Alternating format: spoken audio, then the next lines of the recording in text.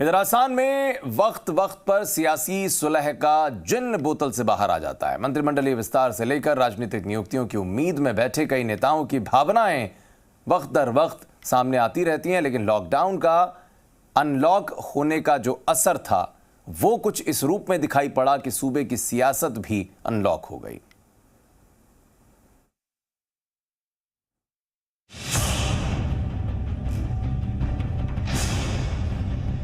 करीब 10 महीने बाद प्रदेश में सियासी सुलह के समीकरण बनने लगे हैं। जितिन प्रसाद ने कांग्रेस पार्टी से विदाई क्या ली, आलाकमान बाकी राज्यों में अपने युवा तुर्कों को संभालने में जुट गया है। पिछले 3 दिन में राजस्थान में सियासी डेवलपमेंट तेज हो गए हैं। सचिन पायलट के आवास पर विधायक के जुटने से लेकर विश्वेंद्र का सीएम के पक्ष में बयान, पीआर मीणा के गहलोत की तारीफ करना और फिर वापस पायलट के प्रति निष्ठा जताना। इस बीच प्रियंका गांधी के बुलावे पर सचिन पायलट दिल्ली पहुंच चुके हैं। खुद प्रियंका गांधी इस वक्त शिमला में हैं, लिहाजा पायलट की उनसे मुलाकात होगी या नहीं ये तय नहीं है। अजय माकन और मल्लिकार्जुन खड़गे ने पायलट से फोन पर बात की, जल्द ही बातचीत के जरिए रास्ता निकालने का भरोसा दिया।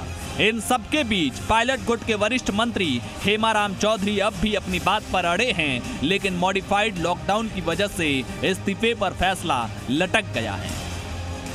वो अपील करे, दूसरे अपील करे, वो तो अपनी बात करेंगे, फैसला तो मेरे को करना है ना। मेरी आत्मा क्या कहती है वही करूंगा। लेकिन क्या ये बात सही है कि पार्टी कार्यकर्ताओं को सत्ता संगठन में सही जगह नहीं मिल पा रही, मिलती होती तो शायद और अच्छा होता। ये भी इस्तीफा मंजूर होने के बाद में आपको बताऊं, अभी क्या ठीक नहीं है।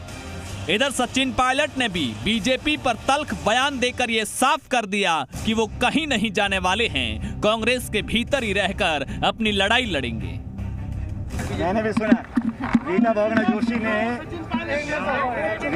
जोशी ने जो कहा कि सचिन से बात करी है, हो सकता है सचिन तेंदुलकर से बात करी हो, मेरे से बात करने की हिम्मत नहीं है।